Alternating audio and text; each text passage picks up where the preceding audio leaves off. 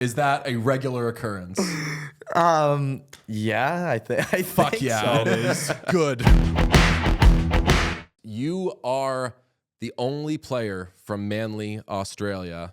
Do you feel pressure being the NHL's only Manly man? No, I don't think so. Manly is part of an incredible story for you because you are an Australian-born, really, we'll say the first Australian-born player in the NHL. I know there's some technicalities there, but you're an Australian-born Japanese-Canadian player who did not speak English until you moved to Canada from Japan when you were 12, 13? Yeah, 12.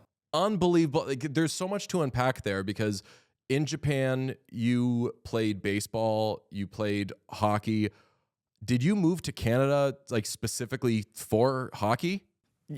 I think one of the big reason was to move to Canada, see what I can do playing hockey. It was pretty difficult just because when I was in Japan, I was playing baseball and hockey at the same time competitively. And I kind of had to choose to pick hockey or baseball. And then at the end of the day, I picked hockey. And as the years went on, I was like, my dad asked, he's like, well, do you want to move to PEI, like to Canada? And, you know, I think it was just all mutual decisions with everyone. Obviously not just me, but my parents. They decided to move to Prince Edward Island, and then we moved to Prince Edward Island when I was 12 years old and started playing hockey.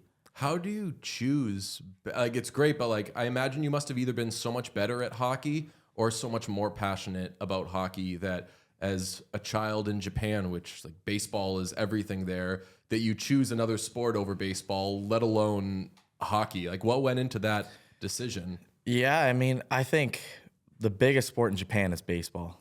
Baseball is their top sport, and they take pride with that. And then, you know, obviously I got into hockey just because of my dad. He's Canadian. He played hockey growing up.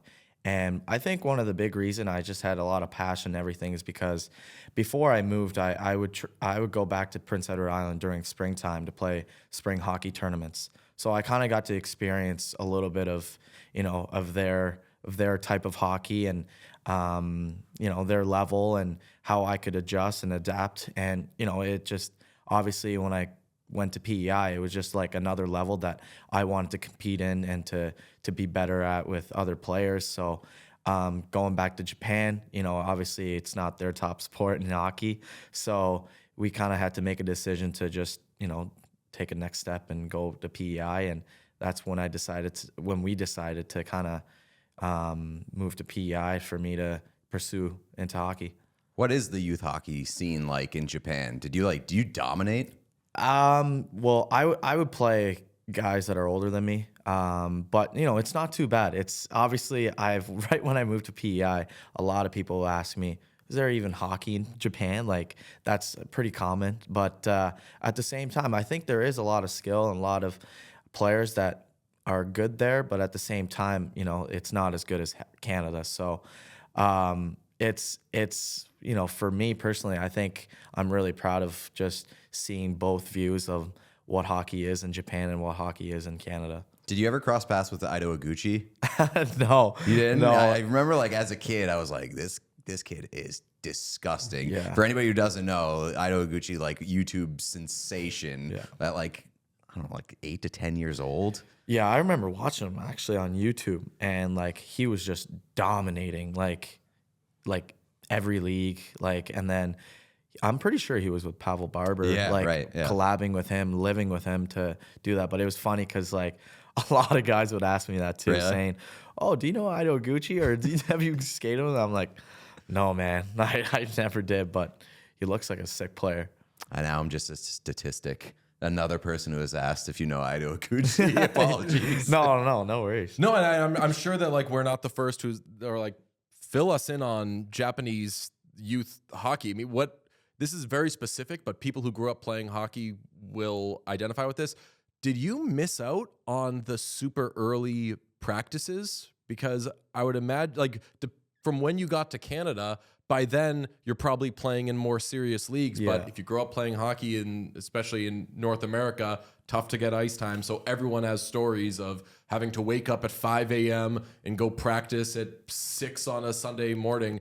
When I look back at it, I'm pretty sure I didn't really have any early morning practices, which was really nice. But like at the same time, obviously when I moved to PEI, that changed of just having early morning practices. But there's barely any, there's not a lot of teams in Japan. And, for me, I had to travel an hour to go to my club team. But it was pretty cool just because we wouldn't play a lot of games because there aren't a lot of teams that we would play against. But at the same time, we would practice 5 times a week, which is pretty good. But at the same time, with the early morning practices, I was pretty lucky to not have that when I was really young. What were the practices like? It was good. There was a lot of skills practice. I think there was when I was there, it might be different before I was there, but when I was there was a lot of Canadian hockey players that live there to play pro there. So there are some coaches that are Canadian, so they kind of know what drills that they could run and what kind of skills practice that we should do. So I think it was really good, to be honest. Were there a lot of rivalries? Because if you play the same teams over and over and over again, you're I fucking hate that guy. Any of that? To be honest, I don't know. I was just so young that I wasn't the type of to go up to players and start chirping them, saying "screw you," blah blah blah. But I think at the same time, it would just. I think there were some heated moments that probably crossed paths. Was that tougher when you got to Canada and you're now learning a new language? Where you teach me the 10 words we're not supposed to say, and then I'll get out there? Yeah, honestly, it's so funny because that's kind of the biggest thing that's on how I learned to speak and how I learned to understand was with just the hockey guys. When I was growing up in Pee Wee, Bantam, I'm pretty sure I asked some of the players what are some bad words that I could start saying to the guys? And then they would ask the same things, what are some bad words that I could say in Japanese? And so we would kind of just, trade and go from there. That's incredible. How quickly did you pick up English? I think it was pretty quick just because, obviously it was, my dad's Canadian. So he would teach me even when I was in Japan. But at the same time, I was really bad just because, Japanese was my first language, and I would rather speak my dominant language than English. So my dad and my mom, they were saying that when I was in Japan, just trying to talk in English, or right when I moved to PEI, I would talk in third person. So I would be "Oh, Jordan hungry," or "Jordan go to bed." I don't know why, but that's kind of how I started speaking English. But I mean, as time went on, I try to pick up on some stuff. I'm devastated that it progressed from there. Yeah, I know. You would be so intimidating if you were Jordan dropping him. You dropping him with Jordan? Yeah. They'd be I don't know what's wrong with this It's guy. also insane. Your English is perfect. You speak better English than I do, and I've been at this for 33 years at this point. Yeah, so. I wouldn't say that, but I'm trying to do the best I can. I mean, really. you're trilingual, right? I would like to say I am. I do speak in Japanese and English. And in French, I think Dano can vouch me on this. But when he speaks French to me, I could understand him really well. Mm-hmm. The only thing that is pretty tough is just talking back to him in French. But Gotcha. I think I just picked up because I was in French immersion when I was in high school. And then a lot of guys in the queue speaks French. Mm-hmm. And then when I got traded to Val d'Or, that's north of Quebec. Everyone spoke French. So I kind of had to just do the best I can to understand and try to learn a little bit. Yeah, I was wondering if during this, you start the season on a super long road trip and it begins in Quebec City. I was wondering if you're just no problem, guys. I'll take care of this, but it's probably no. Yeah. It was just him. I'm pretty sure he was raised in Quebec City, born and raised in Quebec City. So man, even when he played in Montreal, he was the man, just because he's from Montreal, and then obviously the fans are gonna love him. And when we got there, he was the man, really. He was just, a lot of guys would just kind of just tap him on the shoulder. Hey, like, can we take a picture? Can we sign? Blah, blah, blah. But it's pretty cool. But at the same time, it's funny because I think there are some people that would like, speak French in front of us that we wouldn't understand, but I would understand. So it's kind of funny. Did you get that in Australia when you guys played there last year? Where they like, he's back, and you're like, hey everybody. Yeah, it was pretty it was like, at the same time, it was awesome going to Australia. And I think a lot of like social media and content was like around me, and it was great. But at the same time, it just felt a little bit like I was like an imposter a little bit, just because like valor. Yeah, I was born there, and I was only there until I was like a year and a half. So I don't really have any memories at all, and I don't even have an accent or anything like an Australian accent, which I wish I had. But yeah, it's very disappointing. I'll be honest, dude. If you were out there still having not finished learning English, also speaking in an Australian third accent, person as well. That's what I'm saying. Yes. Just being like, I'm not going to do the accent, but like doing like Jordan Hungry in an Australian accent, man, you'd have outrageous endorsement deals. Yeah, I mean, I think a lot of guys would be like shocked and surprised if I went up to someone and be like, "Good eye, mate," or something like that. They would just be like, "What?" Like they'll be so confused. Well, that's the teaser for when we announce that you're on the show. We're gonna be like, tomorrow on the show, zooms in on you. Good eye, mate. Yeah, really. We got him. Well, I think like Kyrie Irving has the same sort of deal. He was, I think, born in Australia. Yeah. And I always like when the Celtics got him, I was like, we got Kyrie. Yeah, And really. He was there for like 2 seconds. Yeah. Absolutely does not identify with being Australian. Little feather in our cap. You told us before, so you are dear, dear friends with Quinton Byfield. You learned that Quinton Byfield is part German from our show. Yeah, I did. I had no clue, and I'm really close with him. I've been, we hang out all the time and stuff like that. But obviously, we don't really talk about like where we're from, like and all that stuff. But when I looked at your Instagram, watched some of the clips with Q, and he said he was German, I was shocked. I was like, I had no clue. So I had to ask him, and he said that he's German, all that stuff. Most of our conversations with guests are etymology based. We asked him about his nationality, which is, of course, that's what you do when you interview somebody. Hey, what's your nationality? And also, we really want to get to the bottom of him being named after Quentin Tarantino, which is the coolest for a guy playing in LA. Yeah, that is pretty sick. He rocks. we actually start all our interviews with "Are you German?" and we finally hit on one, and it felt really good. Oh, really? Yeah, No. we ask if people are from Manly, Australia, and if people are German. And we're 2 for 2 with Kings. You guys give us the answers we want. I do know you two co-manage a fantasy football team. Pete and I are both big University of Texas fans. Was very excited to see that you've got Cameron Dicker. I am also a Bijan owner, so it's been tough times for us on the Bijan front. Yeah. But what's it like managing a team with Quinton? And also, was there anything behind the let's load up on Texas guys? And Jonathan Brooks on that team as well. Yeah, he is. I've been with him the past 2 years. Last year, we did pretty well. This year, we were trying to strategize some things just because, we lost. So, we had to get Cameron Dicker. And it was pretty funny because we went to one of his games. And, like, before, like, we had our drafts and everything, like, last year. And we're like, oh, he's pretty good. All that stuff. And then that's why, like, when we got to the draft, like, before the season started, we're like, we got to pick him. It was either him or Young Ho Koo. Oh yeah, Young Ho Koo. Yeah, And he's been lights Nails. out too. Yeah. Yeah, and then Bijan, we picked him first. We had 5th overall, I'm pretty sure, and we got Bijan, and he's not really doing that well, to be honest, right now. And we need him to pick it up a little bit. That rocks, though, that there's the Cameron Dicker connection. The only current NFL jersey that I own is a Cameron Dicker Chargers jersey because I love the Chargers and I love the University of Texas. So, so you guys were at a Chargers game? Yeah, we were at a Chargers game last year and even this year. So, we were watching Dicker. They were going against the Raiders. Yep. Yeah. Opener. So, the opener. He did pretty good, actually.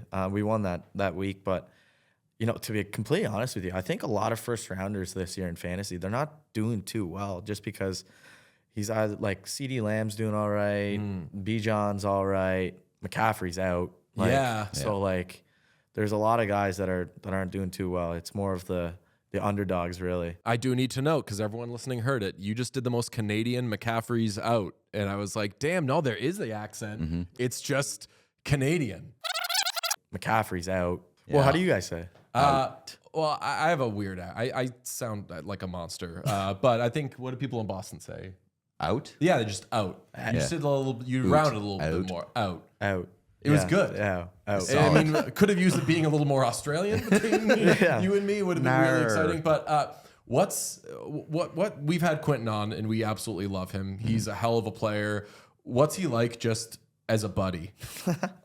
Man, he's such a goofball. It's actually crazy. It's funny for me just because like I know how he is around the boys, and like he's a great guy. Like he loves fooling around with the guys, pranking guys, joking around, and then like I'll be beside him. He'll just be doing the media. And he's like dead serious. And it's like so funny to me because like that's pretty much the only time he's serious is if he's doing something for the media or obviously when he's playing. So like he's, everyone loves him and he's a great player. And, we hang out all the time and it's a lot of fun, but that's like one of the biggest thing that's kind of funny is the only time he's serious is like when he's playing hockey, really. You were spotted one time riding around on an e-bike with Quinton. You two were just doubling up the e-bike. Is that a regular occurrence? Yeah, I think Fuck yeah, so. it is. Good.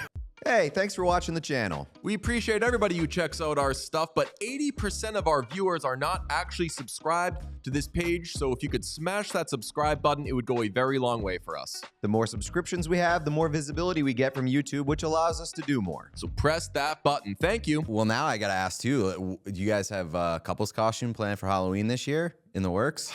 No, we actually don't. Like last year we went as Incredibles, and Q was Frozone, and people loved it. Yeah, I think it was funny because like it was very last minute too, and like everyone thought that we like planned it out, but we were just kind of honestly like we were like panicking a little bit because we had no clue. Like we had some ideas, but we're like we have to do something like really good. And then I'm pretty sure he was the one that suggested, "What about the Incredibles?" And I go, "It's Frozone." I was like, that's the best idea ever. That rocks. And then it was perfect. And you guys recreated the picture? Yeah. The iconic picture. Yeah, that one was a good you picture. You set the bar, I think, pretty high. I know. So it's going to be tough. I know. That's why I'm kind of scared, like, what we should do next. I did appreciate when you walked in, I was like, Mets fan. And you were like, fan of cool hats. Yeah. That is always the way that you should go. Do you still like baseball? Just like, oh, yeah. So are you a Dodgers fan? Honestly, I like watching baseball. Like I don't really watch much, but like obviously when it's in playoffs, I love watching it. Last year after the season, I went to a Dodgers game because Shohei Ohtani, and man, like I do love watching like Japanese players, like Ichiro, Darvish, Ohtani, all those guys. So like I kind of just like. I don't really watch a lot of games, but at the same time, if I'm watching something, it's them. Yeah. So like when you see the like Cameron Brink giggling picture with Ohtani, are you like, Justin, what are we doing? We getting in with like, where's my Ohtani moment? Have you met him? Like, would you like to? I would love to meet him. Like, obviously, like if I ever have a chance, I would love to meet him and kind of just say hi and get to know each other. I think that'll be unreal. That'll be sick. People like that are insane because obviously like, you are unbelievable. You are the best at what you do. But people like him, like that's like, he's like Paul McCartney or something where it's like, you're just so on another level that I almost want to just like watch you stand around in a press box for a little bit to just see like, how does this person even exist? He's insane. Yeah. Like, well, in Japan, like he's like, obviously baseball is their top sport. So that's why it's like Connor McDavid here. It's like Canada, like he's like a god kind of, and Jesus, they call him Jesus, McJesus. Yeah. And then Ohtani, it's like the same thing in Japan. It's like he's just unreal and everyone looks up to him, loves him. and he should. Like, he's ripping it up this year. Like, really. We got to get you with Ohtani. Oh, I would love to. Would you recreate the Cameron Brink picture? I would for sure. That would be. I would for sure. Yeah. We know you and Q are buddy. What's your relationship with Drew Doughty? Because I heard a little whisper that you named your dog after Drew Doughty. Yeah, the person, not the dog. Yeah. I did. You know, like right when I moved to PEI, like I didn't really have a favorite team. I just liked watching good defensemen, good offensive defensemen, and my top three was Chris Letang, Drew Doughty, and Erik Karlsson. And you know, Drew Doughty was my number one out of the three guys, and it was funny because right when we got the dog, we were trying to name. It's a she too, like so it's a girl, and we were trying to name the dog, and my dad was like, "Why don't we call her Doughty?" And I was like, "Yeah, sure," because like I was just so young, and like well, obviously like years goes on, I get drafted to LA, and like being like playing with Dewey and everything. It's actually really cool. Like he's in a Hall of Famer. Like he's such a great player, and you know, seeing how he acts off the ice, he's such a goofball. Like he's such a team player that it's pretty cool to kind of just being able to play with him by his side and being his teammate. Was there any sense of like, fuck? I was gonna say, how long do you wait to tell Drew Doughty that your dog Like is when you get named after him? drafted, I'm sure you're like, yes, the king. Oh my God, I love the kid. They got Drew Doughty. What? Shit, is there gonna have to be a moment where I'm like, hey, look, man, Just so you don't find out from anybody else, Yeah. my dog is named after you. Well, that's actually kind of funny because right when I got drafted, they would, you know, they take you down, meet the GMs, coaches, and after that, they'll take you to the back, and you have to do a lot of photo shoots and like you have to answer some questionnaires. And the questionnaire was, do you have a pet? And what's their pet name? I was like, oh shit, like this is gonna look so bad because like, you know, obviously everyone doesn't know. They might think that I just got the dog right now and said Doughty, but it was kind of funny too. And I everything was fine. Like he didn't even know. And then I'm pretty sure this was like 2 years ago. 2 years ago, I'm roommates with Alex Turcotte. I've been roommates with him for the past 3-4 years now. So, you know, I know him really well. And obviously he knows everything about me. And I'm pretty sure he was the one that told Dewey, he's like, hey, you know that Spenny's dog's named after you? That's so much worse. I know. And then he's like, shut up. And he starts laughing. He's like, I don't know. Like now it doesn't really matter. It's all fun and games. But this, like right at the beginning, like when that happened, I was like, oh boy, like I probably look so stupid. I mean, it could have been. I mean, like, what if you got a tattoo of another team or something, being like, I'll never be in the NHL or whatever? Like, it could be worse. And as long as there didn't have to be like a, well, sir, it's just that I've always appreciated your game and you're my favorite thing other than this dog. So like, as long as there didn't have to be some like kind of fanboy moment, he already knew you at that point. Yeah, he already knew me, and it was kind of just him like laughing and just saying, oh yeah, you looked up to me, eh? Blah blah blah. That's amazing. Well, your story is fascinating. We love you as a player. Thanks for joining us, man. Yeah, thank you very much. I appreciate it. We all silly like the mayor.